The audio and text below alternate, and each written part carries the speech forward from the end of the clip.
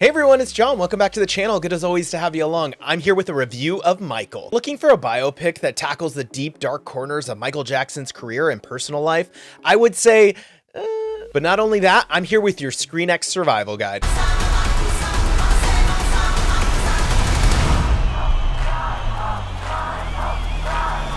If you have no idea what ScreenX is, check out my video for Mario Galaxy and ScreenX, as that was my first encounter with ScreenX. I give some of my initial thoughts, how it kind of compares to IMAX, and what to expect.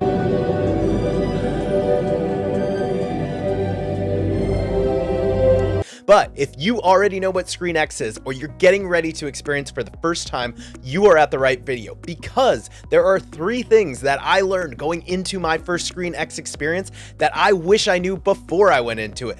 But you can benefit from my mistakes. So without further ado, I will jump into the first one, which is critical and crucial, and somebody brought up in the comments, which I'm glad. First one is seating. Going into any theater experience, seating is always the #1 choice for everybody. But here's the thing, everybody has their different preference. I know some people who like to sit right in the front and immerse themselves in the action, and a couple other people who like to just hang out in the back, just nice, bright, and open. And there are a few people, like my Uncle Larry, who like to sit on the far end so they can make a mad dash if they need to get out of there. But for me, I'm a purist going in every single movie. I love to sit kind of dead center, not too far in the front and not too far in the back. This was a mistake, you guys, coming into ScreenX. I didn't know any better. I just wanted to go in and experience a movie how I've normally experienced a movie. But because ScreenX is meant to get all of your peripheral vision, that is intended to get all of your eyesight. So from one end to the other, being in the front is a lot, and being in the middle is still too much.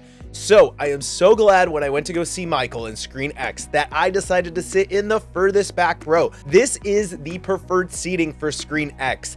This way you can kind of get everything. You feel totally immersed in it, and you reduce scanning. What do I mean by that? If you saw my other video, the one thing that kind of bothered me was the fact that in order to see everything coming at you from every angle, you do have to scan. 2 things it does, it kind of takes you out of the movie a little bit. It's really cool at first, but kind of scanning back and forth to see everything in frame can be a little taxing. I found that sitting furthest back row and just kind of taking it all in, I didn't have to do as much and got to really enjoy the movie. So going into any movie theater experience, seating is super important, but for ScreenX, I would say it's pretty vital. If you can, and you know you're gonna see a movie in ScreenX, get in there right away to get your tickets. Start from the very furthest back, and I would just try to gradually get yourself further to the back than in the middle or closer to the front. I couldn't even imagine what a ScreenX experience would be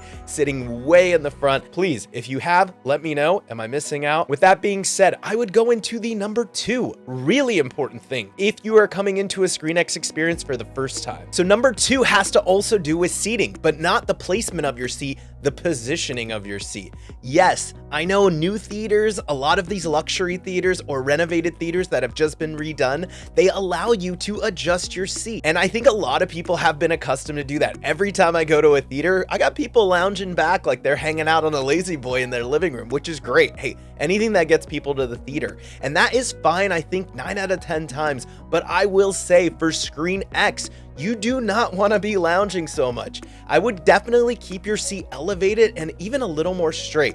Hey, I'm cool with it because these seats are super comfortable now, but I totally get it if people want to kind of relax. The one thing that you might miss out on, depending on where you finally get your actual seat placement, is leaning back on there and kind of seeing it from an elevated angle. I found it kind of jarring and not most ideal for viewing a film. I would be lying if I said I didn't adjust my seat a little bit. I do like a little bit of an angle because I like to feel comfortable in the theater, but for ScreenX, you definitely want your eyesight to be more visual center. It really makes for a great theatrical experience that's leaning into the 270-degree panoramic view. So, thing to keep in mind, if you're the type of person who likes to come into the theater and kind of lay back and totally chill out, ScreenX might not be the format for you. But if you're okay with sitting up just a little bit, I think you're gonna have a much better experience with ScreenX. And that leaves us with #3. This one was really big, you guys, because this was something I couldn't even make a judgment call on till I saw Michael. Between the 2 mediums, what is better, both animated or live action? what does ScreenX really help lean itself into? My first experience with ScreenX was that of the Mario Galaxy movie, which of course is a really cool animated immersive film that is really high volume. It has a lot going on.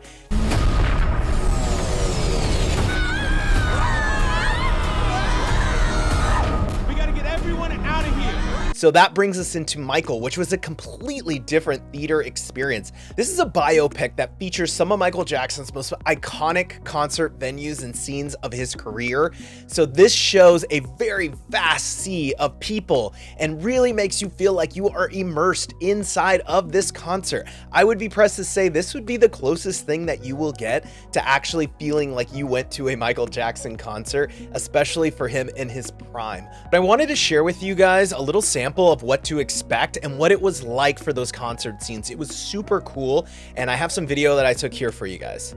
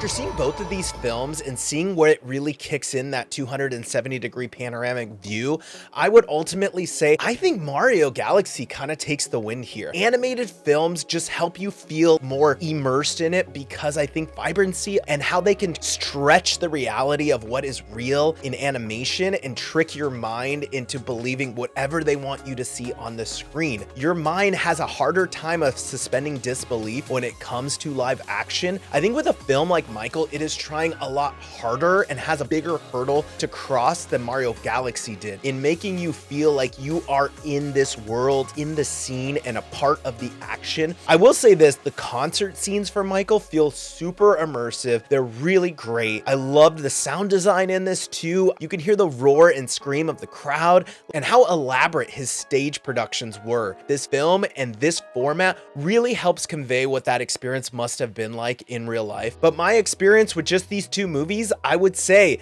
animated is probably a way to go if you want to get the most bang for your buck. I still enjoyed both of these experiences a lot. However, I did hear from a lot of people that Project Hail Mary, which there were scenes that were adapted in that film by Lord and Miller to help accentuate what you see on ScreenX, and that is probably why people told me that that movie was really awesome in ScreenX. The ScreenX version of the movie is a completely bespoke version that we formatted especially for ScreenX. A lot of our formats were going tall for space, widescreen for Earth. Here, we're going wide, 270 degrees for space. And this theater is really helping. Everywhere you look, you're in the movie, with the stars coming all around you when you're out in space. Not all films are alike, and not all films are created equal. So who knows? It could just be the film. We'll see if the next one is even better. But in my experience between the duel of these two movies, if you had to choose only one type of medium for ScreenX, I would probably lean into more of the animated one. But I think either way, you're gonna have a great time, and there's still a lot to appreciate when it comes to this format. But as I always say, screen formats and gimmicks can only take you so far. It means nothing if the movie itself does not deliver. Does Michael deliver? I would say yes and no. I would say yes, because this movie is really engaging, you guys. If you're a fan of Michael Jackson, or even if you lived through the 80s and 90s, Michael Jackson was a staple in pop culture, and I think this touches on all of the big touchstones of his life leading into where it finally does end, and it does leave itself open for a part 2, but the chronological order that we get of Michael Jackson's life, it is really highlighted by the music that has now become so iconic. I will say this, if you are looking for a deep dive into the darker areas of Michael Jackson's life, which I agree the film and a good biopic does usually tackle, this is not it. This is more of a definitely a glossy, sugar-coated look into the legacy of Michael Jackson. I wouldn't say any of it is untrue. I would just say it does not dive as deep into some of the weirdness of Michael Jackson and his eccentricities and some of the legal battles he had faced. But I will say this, a true highlight and surprise of this film is that of the performance of Jafar Jackson, who is Jermaine's son. So this is Michael Jackson's nephew, which is just incredible to even think about. You see it, you can do it. And he gets lost in this role playing Michael Jackson, which is really hard to do because Michael Jackson is like Elvis. He has been parodied time and time again, and we've seen spoofs of him, but you really believe his portrayal. It took me about by the second act of the film, but you kind of forget that he is playing Michael Jackson, and he really makes this role his own. Another huge highlight, and this is not a surprise because he's a highlight in everything, Coleman Domingo plays Joe Jackson, who has obviously been a controversial figure in the Jackson family, but for what it is, Domingo brings a level of gravitas to this movie, which could have been very one note. He elevates this movie a little bit further, and a lot of good supporting roles, but Coleman Domingo definitely shines. I don't want to dive too far into it. You know you're gonna see it if you liked Michael Jackson or not. I think if you're a Jackson fan, or even just a fan of 90s and 80s pop culture, you are gonna have a lot here to dive into and appreciate. I would be lying if I didn't say my toe was tapping during the film.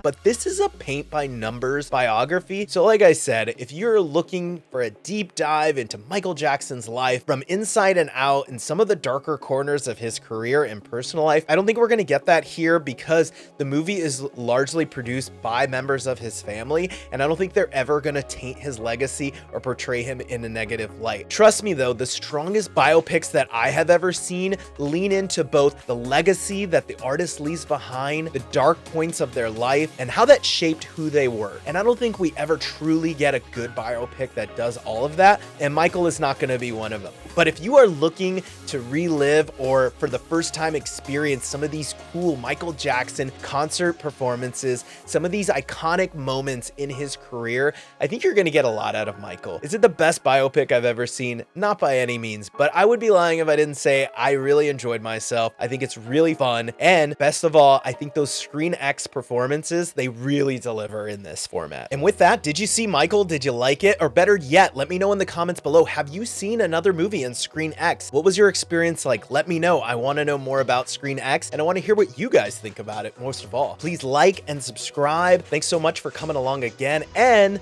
of course, I will see you guys at the movies.